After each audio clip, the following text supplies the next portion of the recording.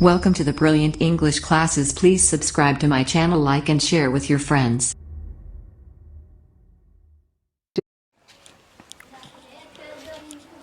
Hello guys, good morning. This is Dayasankar Kumar, Director of the Brilliant Academy and Academy of English Language. Guys, आज की इस class में मैं आपको बताऊंगा लिटरेचर क्लास जो क्लास 12th की है और क्लास 12th की फर्स्ट बुक फ्लैमिंगो की फर्स्ट चैप्टर, जिस चैप्टर का नाम है the last lesson. The last lesson. आप थोड़ा सा ध्यान देनी है कि फर्स्ट बुक का है, फर्स्ट चैप्टर है और चैप्टर का नाम लिखा हुआ है द लास्ट लेसन। ऐसा क्या कि फर्स्ट चैप्टर है तो होना चाहिए द फर्स्ट लेसन, ऐसा होना चाहिए, लेकिन ऐसा ना हो करके है द लास्ट लेसन। क्लियर? तो थोड़ा सा मैं इसके बारे में बताना चाहूँगा। लास्ट लेसन क्यों पाए तो मैं हम लोग स्टोरी में पता चल जाएगी। अभी जो हम लोग जो क्लास अभी चल रही थी, खासकर ग्रामर की और स्पोकन की क्लास अभी चल रही थी, और बच्चों ने भी ये डिमांड करना शुरुआत कर दिया कि सर हम लोग क्लास 12th की चीज़ों को बताइए, 12th क्लास दीजिए इंग्लिश का। तो मैंने भी कुछ नोटिस रिपोर्ट वगैरह मैंने वीडियो अपलोड किया था और बच्चों ने भी उसे बहुत ज़्यादा पसंद किया, और उसे बच्चों की डिमांड पर ही इस वीडियो बनाने की एक ख़ास वजह है कि बच्चों की डिमांड है। बच्चों की डिमांड क्या है कि लिटरेचर की क्लास, बुक की लिटरेचर क्लास। तो आज मैं उससे बताने वाला हूँ लिटरेचर क्लास आज की है, और इसमें पढ़ाएंगे 12वीं क्लास की बहुत ही खूबसूरत चैप्टर, बहुत इंटरेस्टिंग चैप्टर है, जिस चैप्टर का नाम है the last lesson. Written by, किसके द्वारा लिखा हुआ है? अबाउट द ऑथर मीन्स लेखक। लेखक कौन है? अल्फोंस डाउडेट। अल्फोंस डाउडेट, जिसका जन्म हुआ था 1840 ईस्वी में और मृत्यु हुई थी 1897 ईस्वी में। क्लियर? जन्म कब हुई है? 1840 ईस्वी में और मृत्यु हुई है 1897 ईस्वी में। क्लियर गाइस यहाँ तक? अब आगे थोड़ा सा मैं बताना चाहूँगा। तो गाइस चलिए मैं बताता हूँ। मैंने बताया कि इसका जन्म कब हुआ था, और ये अल्फोंस डाउडेट है कौन? Alphonse Daudet was a French novelist and short story writer. और फ्रेंच के नॉवेलिस्ट, राइटर और शॉर्ट स्टोरी राइटर थे कौन? अल्फोंस डाउडेट। चलिए, बातें तो हम लोग बहुत किए इस अल्फोंस डाउडेट के बारे में, लेकिन अब हम लोग थोड़ा सा इस कहानी के मुद्दे पर चलते हैं। और कहानी पर जाने से पहले थोड़ी सी मैं एक मेन पॉइंट बताना चाहूँगा इस स्टोरी के लिए। मेन पॉइंट क्या है देखेंगे। एक मैंने इस पॉइंट में मेरा लिखा हुआ है फ्रैंको-प्रोइसियन वार। फ्रैंको-प्रोइसियन वार, युद्ध हुआ था एक बार। युद्ध फ्रैंको-प्रोइसियन वार लिखा है 1870 से 1871।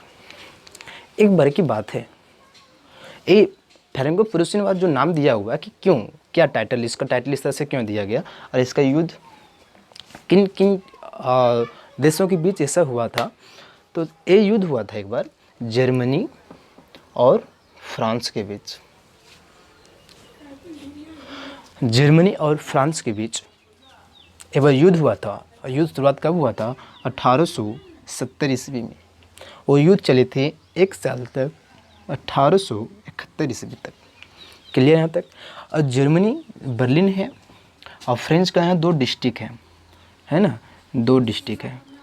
पहला है एल्सेस और दूसरा है लोरियन। ये दोनों जिला हैं किसका? फ्रांस के जिला, फ्रांस। ठीक है।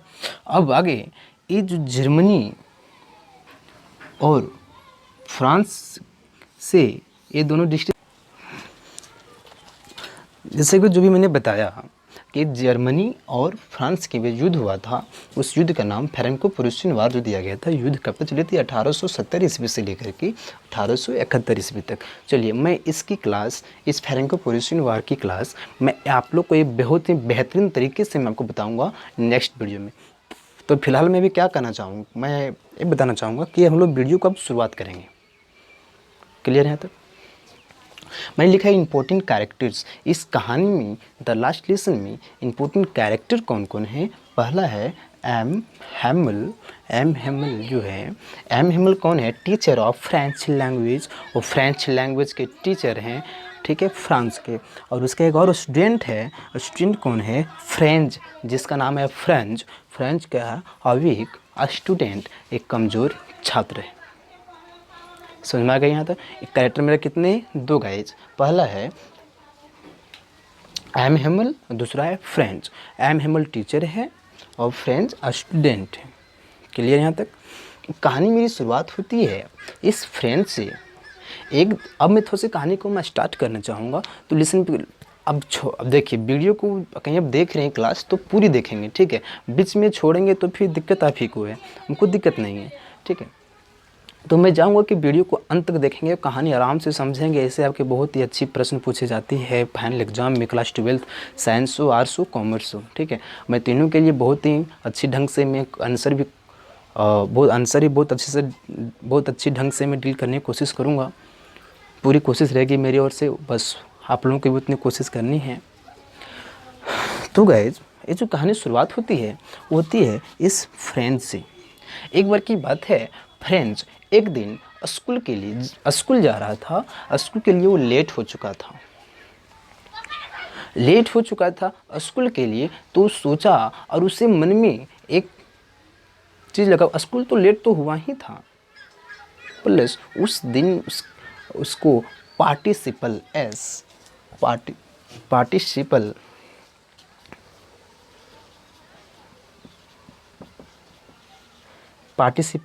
का मतलब होता है कृदंत।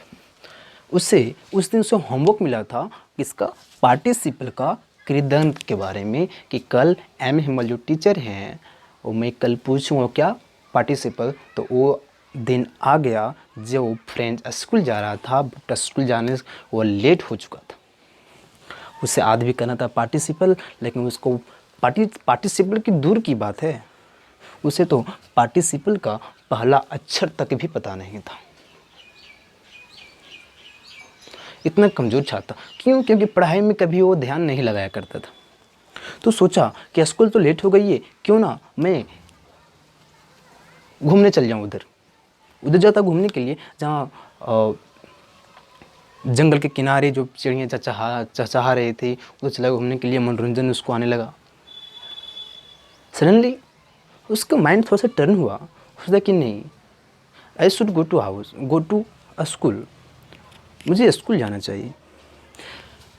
देन ही स्टार्टेड, तो शुरुआत किया कहाँ? स्कूल जाने का। स्कूल जाने का जो शुरुआत किया, जब देखा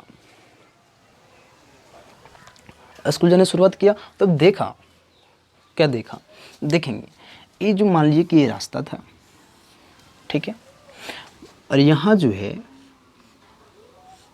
स्कूल है, और इस स्थान पर एक यहाँ ब्लूटिंग बोर्ड लगा हुआ है। क्या है? ब्लूटिंग बोर्ड मीन्स सूचना पट। अब फ्रेंच जो है, फ्रेंच इधर से जा रहा है कहाँ? स्कूल की ओर। स्कूल की ओर जब वो जा रहा था तब देखा कि यार इस ब्लूटिंग बोर्ड के पास बहुत ही ज़्यादा भीड़ लगी हुई थी। इस ब्लूटिंग बोर्ड के पास बहुत ही ज़्यादा भीड़ लगी हुई थी। तो थोड़ा सा मेरे साथ बुक भी है और मैं इस बुक को थोड़ा सा मैं पढ़ना चाहूँगा। When I passed the town hall, कहाँ? जब टाउन हॉल से जैसे वो पास किया तो ही देर वाज अ क्राउड है ना।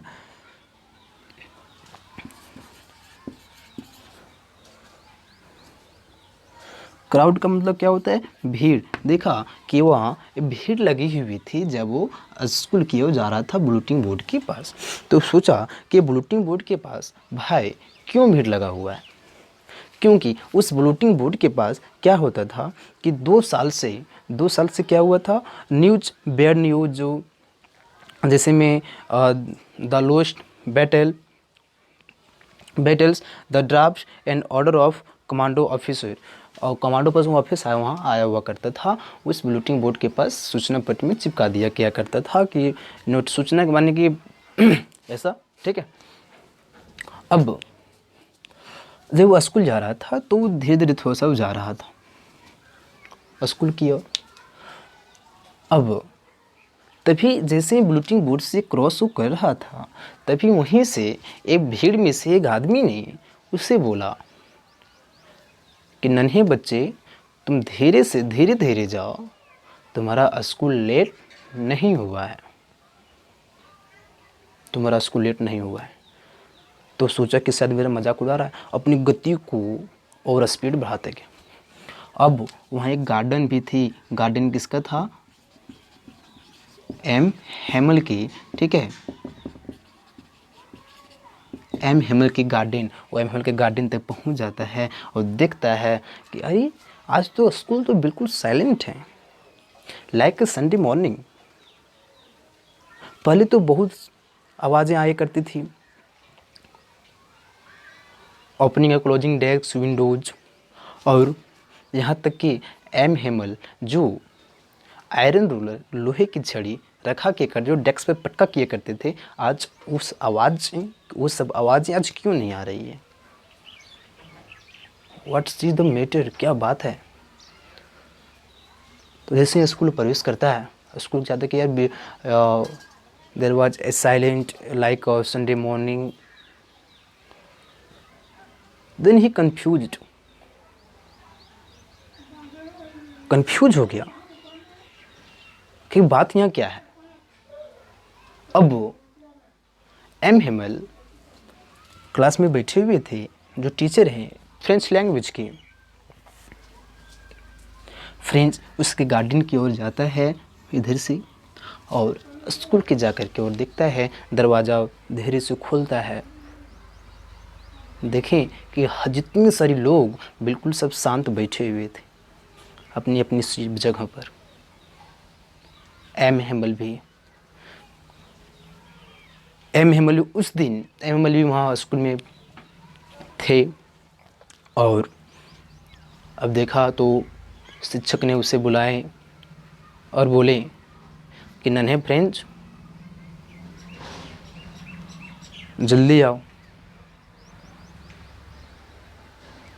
तुम्हारे बिना ही हम लोग चैप्टर को स्टार्ट करने वाले थे, अब तुम आ गए, हम लोग चैप्टर को स्टार्ट करते हैं।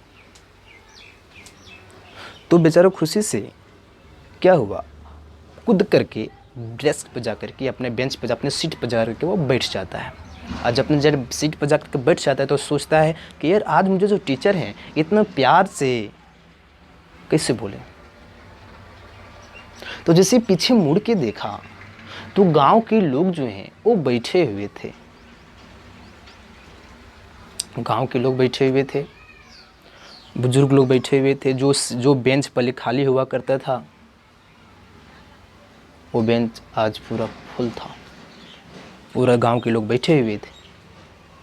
तभी टीचर ने कहा कि सभी बच्चे प्रेजेंट हो चुके हैं, तो आज मैं फ्रेंच लैंग्वेज का last lesson means the last lesson पढ़ाने वाला हूँ। किसका? फ्रेंच लैंग्वेज का। तभी उसका माइंड में आ गया, और आज लास्ट लेसन फ्रेंच का, अरे फ्रेंच लैंग्वेज का लास्ट लेसन पढ़ाई की जाएगी। तो बोला कि the order has come from Berlin, Berlin से ऑर्डर आया है कि कल से जर्मन लैंग्वेज पढ़ाई जाएगी। कहाँ?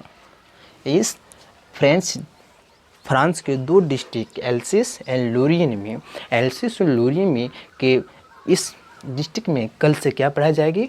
German language. सिर्फ आज ही पढ़ाई जाएगी फ्रेंच लैंग्वेज। तो उसका माइंड में आया, ओहो ये बात थी कि बुलेटिन बोर्ड के पास पूरी भीड़ लगी हुई थी, और यही बात थी क्लास आज बिल्कुल साइलेंट है, और यही बात है, यही ऑर्डर आया हुआ है। इस ऑर्डर आने के कारण आज गांव के लोग बैठे हुए। उस दिन एम हेमल बहुत ही स्पेशल ड्रेस में थे, सुंदर हरा कोट पहना हुआ था, झालदार कमीज पहने हुए थे और छोटी काली रेशमी वाली टोपी पहने हुए थे। उस सब ड्रेस वो कोई ओकेजन पर ही वैसा पहना किया करते थे। कौन? एम हेमल, अदरवाइज वो नहीं पहना करते थे वैसा। वो उस दिन बहुत ही अच्छे कोट पहन के और झालदार कमीज पहन के अच्छे गेटअप में थे। तो फ्रेंच बोलता है कि यार मैं तो कुछ जानता ही नहीं हूँ फ्रेंच लैंग्वेज के बारे में, मैं कैसे, अगर कहीं कल से जर्मन लैंग्वेज पढ़ाई जाएगी तो मैं जर्मन लैंग्वेज में कैसे सीख पाऊँगा कि जब से मैं पढ़ रहा हूँ मैंने कभी पढ़ाई पर ध्यान नहीं दिया। एम हेमल भी बोले इस चीज़ को कि नन्हे फ्रेंच, मैं तुम्हें डांटूंगा नहीं, तुम सोच रहा था कि मैं कल पढ़ लूँगा, लेकिन कल कभी नहीं आता है। तुमने पढ़ाई पर ध्यान नहीं दिया, जिसके कारण कल से जब जर्मन लैंग्वेज पढ़ाई जाएगी तो आप जर्मन लैंग्वेज कैसे सीख पाएंगे? क्योंकि फ्रेंच लैंग्वेज इस फ्रांस के लिए एक फ्रांस के लिए मात्र भाषा है। ये भाषा को कभी आप लोग किसी तरह से बदलने ना दें। फ्रांस में सिर्फ फ्रेंच भाषा ही बोली जाएगी। फ्रेंच लैंग्वेज जैसे हम लोग ये सपोज जैसे कि एम होल जो वहाँ बोले कि फ्रेंच लैंग्वेज एक कारागाह की चाबी है। फ्रेंच लैंग्वेज एक कारागाह की चाबी है और ये फ्रांस के लिए मातृभाषा है। आप लोग कभी भी फ्रेंच के मान लीजिए कि कल से कहीं जर्मन लैंग्वेज कहीं पढ़ाई जाएगी तो ऐसा बदले कि हम लोग जर्मन पर फोकस करके हम लोग फ्रेंच को भूल जाएं। आप लोग को ऐसा नहीं करना है। क्योंकि मेरा मातृभाषा क्या है? फ्रांस का भाषा क्या था? फ्रेंच मेरा मातृभाषा है। अब एक्चुअली बोलते कि इस दुनिया का सबसे अच्छी भाषा क्यों बोले तो फ्रेंच है। ऐसा एम हेमल ने बोली सही बच्चों को। तो वो नन्हे फ्रेंच अपने मन में सोचता है कि यार मैं कभी पढ़ाई पर ध्यान ही नहीं दिया था, अब मैं कैसे सीख पाऊँगा अब कल से जर्मन लैंग्वेज। तो सर ने कहा कि फ्रेंच जो तुम नहीं सीख पाया है फ्रेंच लैंग्वेज, इसकी वजह तुम्हारे मम्मी पापा भी हैं। तुम्हारे मम्मी पापा स्कूल भेजने के बजाय वो फील्ड में काम करवाते ताकि कुछ अच्छी अनाज और ज़्यादा उपज पाए। अब मैं भी तुम्हें कभी कभी फूल में पानी डालने के लिए बोल देता था। और जब कभी भी मुझे अब थोड़ा सा कहानी में आगे लेकर चलता हूँ। थोड़ा सा मैं चाहूँगा कि थोड़ा सा कहानी को जल्दी ही एंड में करूँ, मेन पॉइंट को पढ़ाऊँ और कहानी में फिर से बताऊँगा। एक बार कहानी में कब बताऊँगा? जब मैं क्वेश्चन आंसर के साथ, ठीक है। तो फ्रेंच जो अपने मन में सोचता है कि क्या कल से भी एक छज्जा था स्कूल का छज्जा, उस छज्जे पर 2 कबूतर बैठे हुए थे। फ्रेंच सोचता है कि क्या कल से भी एक कबूतर फ्रेंच लैंग्वेज में गुटरुंगू करते हैं, तो क्या कल से भी कुछ दूसरा भाषा बोलेंगे? और वरीयस बहुत प्रकार की फ्रेंच के मन में प्रश्न आ रहा था। और उस दिन एम हेमल जो पहले अपने लोहे की छड़ी डेस्क पर पटका किया करते थे, लेकिन उस दिन वही लोहे की छड़ी उसके बाजू के under the arm. M Hemal उस स्कूल में एल्सेस लुइयन के स्कूल में करीब 40 सालों से पढ़ा रहे थे। बहुत ही पुराने शिक्षक थे, इसीलिए गांव के लोग उसे बहुत मिस कर रहे थे। जाने के वो चल जाएंगे, पता नहीं फिर मैं मिल पाऊँगा या फिर नहीं मिल पाऊँगा, ठीक है। 40 साल से वो पढ़ा रहे थे, इसे गांव के लोग आके बैठे हुए थे। तभी जो है ये सब बहुत तरह की कांड वहाँ होती है। तभी उधर से गाड़ी की आवाज़ें आती है। जो लोग आए थे बर्लिन के लोग आए हुए थे, जब आवाज़ें आने लगी तो एम हिमल जो है सडनली एक चौक उठाए और ब्लैक बोर्ड के सामने गए और लिखें वाइवला फ्रांस। वाइवला फ्रांस मीन्स फ्रांस अमर रहे। इस चौक से उठा करके इस लाइन को लिखते हैं वाइवला फ्रांस, फ्रांस अमर रहे। इस तरह से इस फ्रांस अमर इसका इस तरह से लिखने के बाद यहीं कहानी की एंड होती है। आई होप आपको कहानी अच्छी से समझ में आ गई होगी। अगर समझ में नहीं आई है तो मुझे कमेंट में बताएंगे और मैं नेक्स्ट डे मैं लेकर के आऊँगा इसकी क्वेश्चन आंसर। उसके बाद मैं पढ़ाऊँगा second chapter Lost Spring written by Ernest Jung, Indian writer. Okay, thanks for watching, bye everyone.